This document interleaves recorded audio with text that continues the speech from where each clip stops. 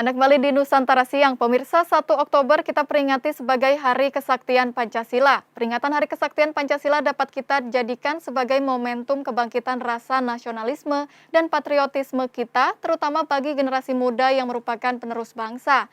Dan untuk mengetahui bagaimana generasi muda harus memaknai momen Hari Kesaktian Pancasila ini, kami akan mengajak Anda berbincang dengan seorang pemerhati pakar pendidikan, selengkapnya dalam dialog Nusantara Siang berikut ini.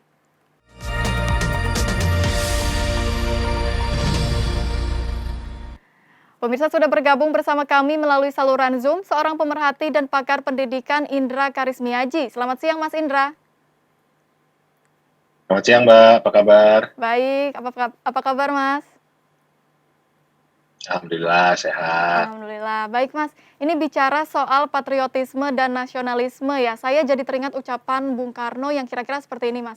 Beri aku 1.000 orang tua akan kucabut akar Sumeru, beri aku 10 pemuda akan kuguncang dunia. Ini artinya pemuda begitu dahsyatnya ya Mas ya, dapat menjadi agen perubahan. Dan ini menjadi tantangan tersendiri juga kepada generasi muda untuk meneruskan masa depan bangsa. Nah, menurut Mas Indra sendiri bagaimana potret pendidikan saat ini Mas? Siapkah generasi muda menghadapi masa depan dengan model pendidikan di tengah pandemi seperti saat ini? Ya, kebetulan kemarin sore sampai malam saya kedatangan ke rumah ini teman-teman mahasiswa yang ngobrol panjang lebar tentang kondisi pendidikan Indonesia, tentang kondisi bangsa, juga bicara tentang hari ini dirayakan sebagai Hari Kesaktian Pancasila dan apa maknanya bagi mereka generasi muda. Nah, dari hasil ini akhirnya kami sepakat kalau sejarah bangsa ini termasuk dari peristiwa 30 September ya 30 SPKI yang kemudian ditumpas tanggal 1 Oktober 1965 itu membuktikan kalau bangsa ini memang lebih banyak mati di tangan bangsanya sendiri dibanding bangsa lain. Sejarah menunjukkan demikian. Ini yang membuktikan bahwa memang mudah sekali bangsa ini diadu antara satu dengan yang lain. Dan itu sejarah yang sudah kita pelajari sejak zaman VOC. Tadi malam kita ngobrol, coba deh kita perhatikan, ini tanpa perjuangan para pahlawan. Tapi kalau kita lihat misalnya Perang Pangeran Diponegoro, itu yang dilawan adalah Sultan Hamengkubuwono V. Sultan Hasanuddin perangnya dengan Arung Palaka, Sultan Boni. Tuanku Imam Bonjol perangnya dengan kaum Padri, itu orang Minang juga. Jadi sudah sekian lama, ratusan tahun, bangsa ini begitu mudahnya diadu dengan sesama bangsa sendiri.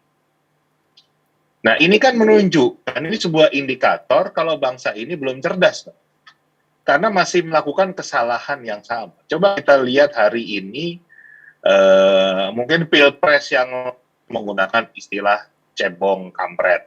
Tapi kan itu adalah bangsa Indonesia disuruh beradu dengan bangsa Indonesia juga. Hari ini mungkin kita dengar cebong kadrun kan begitu. Tapi kembali lagi itu adalah bangsa kita sendiri. Nah, kapan kita mau belajar? Kalau di ideologi kita mengatakan persatuan Indonesia, kita justru harus belajar bersatu. Nah, ini harus dimulai dari pendidikan. Pendidikan kita tidak hanya bicara teori tentang persatuan, tetapi kita juga dari kecil sudah dibiasakan untuk berkolaborasi. Bersatu, berkolaborasi ini bukan berarti punya pandangan yang sama. Makanya kita itu kan tidak tunggal, tetapi tunggal ika.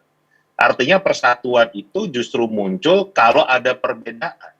Jadi jangan mendorong untuk semuanya punya pandangan yang satu, punya kesamaan. Tapi justru kita menggunakan perbedaan-perbedaan itu untuk kita bersatu, menjadi kuat. Nah, ini yang belum sampai hari ini, kegagalan negara ini dalam arti sistem pendidikannya adalah membuat sistem pendidikan yang memang mempersatukan bangsa. Ini faktanya belum terjadi. Baik. Baik, lalu menurut Anda sendiri bagaimana seharusnya kita memaknai Hari Pancasila, Mas? Ya tadi Mbak, jadi kita harus menyadari sampai hari ini kelemahan kita adalah bisa bersatu. Peristiwa G30 SPK itu kan kembali terlepas sulit kan mengatakan siapa yang benar kan. Tapi yang bisa kita maknai adalah itu orang Indonesia berebut kekuasaan, ya kan, saling membunuh dengan sesama orang Indonesia juga. Itu kan bangsa kita sendiri. Baik. Lalu bagaimana caranya menanamkan ideologi Pancasila khususnya kepada generasi muda saat ini, Mas?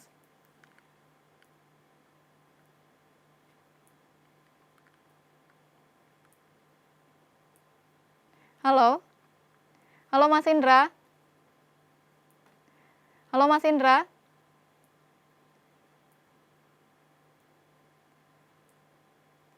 Baik pemirsa, sepertinya kita mengalami gangguan. Kami akan mencoba menghubungi Mas Indra Karismiaji kembali.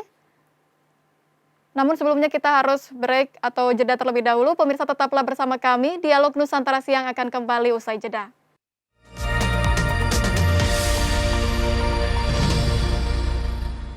Anda kembali di Dialog Nusantara Siang, pemirsa masih bersama Mas Indra Karismiaji selaku pengamat pendidikan. Ya Mas Indra, tadi kita sedang berbicara mengenai bagaimana seharusnya kita memaknai Hari Pancasila, namun ada kendala sinyal begitu ya Mas. Mungkin boleh dilanjutkan kembali Ya. Mas?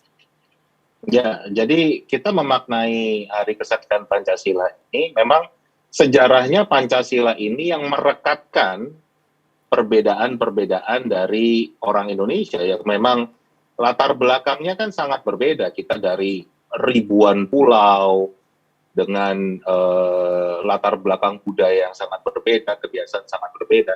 Tapi perekatnya adalah Pancasila.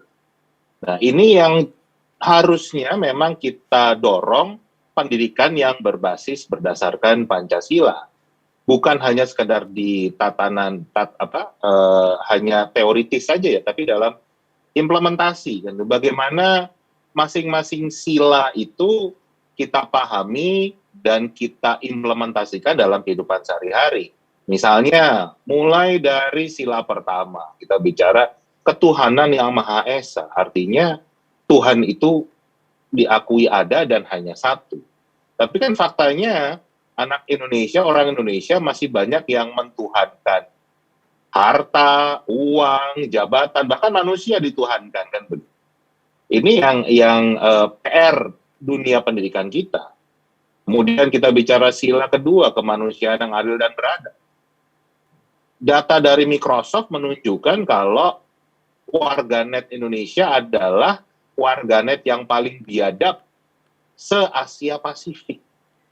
Nah, itu kan sangat bertentangan dengan sila kedua kita yang kita harus memiliki manusia yang adil dan beradab. Tapi faktanya kita dianggap yang paling biadab. Nah, ini PR-PR besar yang dari kita 76 tahun merdeka itu masih belum tercapai. Ini saya sangat berharap ada perubahan supaya memang betul-betul kita melaksanakan sistem pendidikan yang berlandaskan Pancasila. Banyak kekeliruan, Mbak, dalam proses yang saya lihat dalam penyusunan sistem pendidikan kita. Contoh saja misalnya dalam merumuskan profil pelajar Pancasila, masa dari 5 sila sekarang menjadi 6 karakter ya kan begitu. Kemudian di salah satunya ada bicara tentang kebinekaan global. Kita ini bukan bineka, tapi kita bineka tunggal ika. Jadi bukan hanya berbeda, tapi berbeda yang bersatu. Itu konsep-konsep dasar Pancasila yang menurut saya sekarang agak berbelok dari tujuannya, dan kita memang berharap ada perubahan besar dalam dunia pendidikan kita. Baik, baik seperti yang tadi Mas Indra katakan sendiri bahwa banyak anak muda khususnya ya anak muda sendiri yang memandang ideologi Pancasila ini hanya secara kontekstual begitu ya Mas ya. Dan mungkin sulit juga untuk mengamalkannya. Lalu bagaimana caranya agar anak muda bisa mengamalkan dan bukan hanya sekedar memandang ideologi Pancasila ini sebagai hal yang kontekstual, Mas? Justru teoritis belum kontekstual, Mbak, kan begitu. Jadi masih di tatanan ya contoh tadi kita dari kecil dari SD, semua SD di Indonesia itu mengajarkan tentang persatuan Indonesia dengan contoh selalu lidi satu dipatahkan itu mudah, tapi kalau digabungkan menjadi sapu lidi itu tidak bisa dipatahkan. Tapi cuma berhenti sampai di situ saja. Nah, ada kisah menarik nih, Mbak. Tahun 2019 yang lalu, saat Pak Jokowi dinyatakan sebagai pemenang Pilpres, saya diundang untuk menjadi pembicara dalam sebuah focus group discussion yang diadakan oleh Komite Ekonomi dan Industri Nasional. Waktu itu topiknya membahas bagaimana membangun SDM di era digital. Kan? Karena programnya Pak Jokowi pembangunan SDM, jadi kita membahasnya tentang pembangunan SDM. Selain saya, narasumber yang diundang adalah perwakilan dari IDEA. IDEA itu adalah asosiasi e-commerce di Indonesia.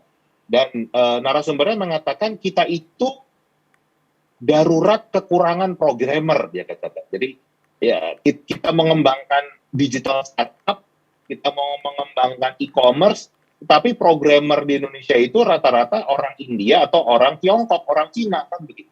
Kita nggak punya nih programmer yang bagus kan gitu, kekurangan kita. Kan saya sebagai orang pendidikan kaget, karena setahu saya Eskom di Indonesia banyak banget sarjana komputer, belum lagi yang SMK jurusan TIK, itu kan banyak sekali.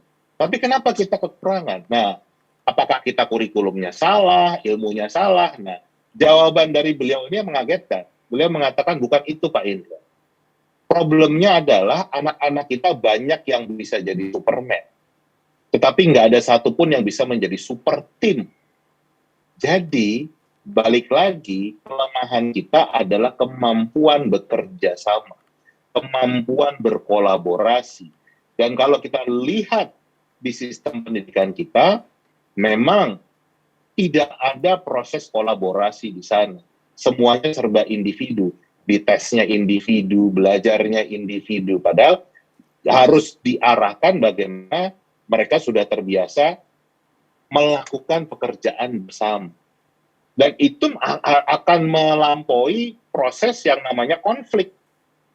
Nah, orang Indonesia itu kan sering menghindari konflik. Padahal yang namanya kolaborasi, bekerja sama, persatuan, itu harus ada konflik dulu. Jadi bukan menghindari konflik, tapi justru bagaimana menghadapi konflik. Baik. Itu salah satu hal yang harus kita siapkan dalam bidang. Baik, artinya memang di sini nilai persatuan Indonesia yang perlu masih terus harus ditanamkan kepada generasi muda saat ini ya Mas ya. Lalu peran pemerintah dalam menanamkan ideologi kepada generasi penerus bangsa kan salah satunya adalah melalui pendidikan ya Mas ya. Apakah saat ini menurut Anda pendidikan Pancasila yang diberikan di sekolah sudah cukup? Justru tadi Mbak, yang saya katakan rumusannya nggak keliru nih kan begitu. Dan kita juga menunggu kajian akademisnya, kenapa dirumuskan misalnya profil pelajar Pancasila seperti yang ada sekarang, dan itu menjadi visi misi Kemendikbudristek kan, profil pelajar Pancasila kan. Tapi dasarnya apa kan gitu? Kalau kita lihat tadi kebinekaan global misalnya, apa maksudnya kebinekaan global? Padahal Indonesia itu tidak mengenal kebinekaan, tapi bineka tunggal ika, kebinekaan tapi yang tunggal ika kan begitu. Nah, itu kan sudah satu hal yang sangat berbeda. Nah, kami sih sangat mengharapkan pihak Kemendikbudristek bisa menjelaskan secara gamblang konsepnya ini bagaimana, ya kan? Dasar akademisnya apa, yuridisnya apa, sosiologisnya apa. Kemudian kalau memang kita sepakati bersama, ayo kita sama-sama implementasikan bersama. Karena memang ini pendidikan Pancasila yang betul-betul menjadikan bangsa Indonesia Pancasilais itu belum ada. Era saya dulu sekolah, era Orde Baru, pendidikan moral Pancasila kan jadi pada atas teoritis saja kan begitu. Ikut P4 segala macam itu lebih ke doktrin yang tidak implementatif kan. Nah, sekarang itu bahkan tadi Mbak, kondisi di lapangan itu kan sekarang bahkan kita menempatkan betul-betul ada labeling, profiling orang kan. Kamu kadrun, kamu cebong. Ini kapan jadi Indonesianya kalau kita masih profiling seperti kita memberi label ini. Justru hal-hal yang seperti itu harusnya tidak buat kita tembok yang kokoh, yang membedakan antara kaum A dan kaum B, tapi tembok ini justru kita hancurkan, kita leburkan. siapapun itu adalah saudara kita. Mereka adalah sama-sama orang Indonesia yang tentunya punya pandangan yang berbeda, punya background yang berbeda, nggak apa-apa. Perbedaan itulah yang justru harus kita terima dan buat kita menjadi satu kesatuan yang kuat. Ini yang Betul. perlu kita buat dalam dunia pendidikan kita. Baik, seperti berbeda-beda tetapi tetap satu jua begitu ya Mas ya. Terakhir ini Mas, Betul, betul. karena kita terhalang oleh waktu, mungkin himbauan Anda kepada generasi muda atau bahkan kepada seluruh lapisan masyarakat agar dapat menjaga dan mengamalkan Pancasila, agar hari lahirnya Pancasila yang jatuh pada hari ini dapat dirasakan masyarakat. Seperti apa Mas? Pesan saya tidak jauh berbeda dengan pesan Bung Karno, yaitu jas merah. Jangan lupa dengan sejarah. Sejarah kita sudah ratusan tahun, itu mudah sekali diadu domba dengan bangsa sendiri. Karena memang di dalam bangsa Indonesia sendiri, banyak orang-orang yang rela menjual bangsanya sendiri demi kepentingan pribadi atau kelompok.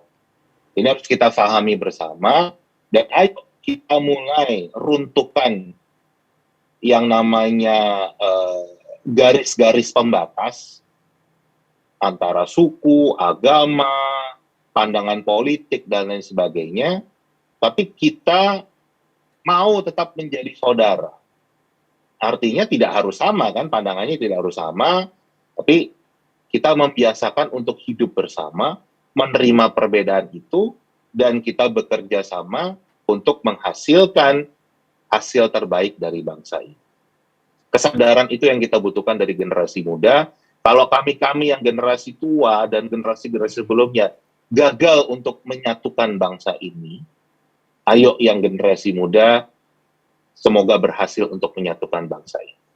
Itu Mbak pesan saya. Baik, artinya memang nilai persatuan Indonesia dalam Pancasila inilah yang harus ditekankan kepada generasi muda ya Mas ya. Terlebih di Hari Betul sekali. Pancasila hari ini, semoga kita semua juga dapat memaknai serta mengamalkannya dengan baik. Ya terima kasih Mas Indra Amin. Karismiaji, pemerhati dan pakar pendidikan telah bergabung bersama kami di Dialog Nusantara Siang. Selamat Hari Pancasila, sampai jumpa.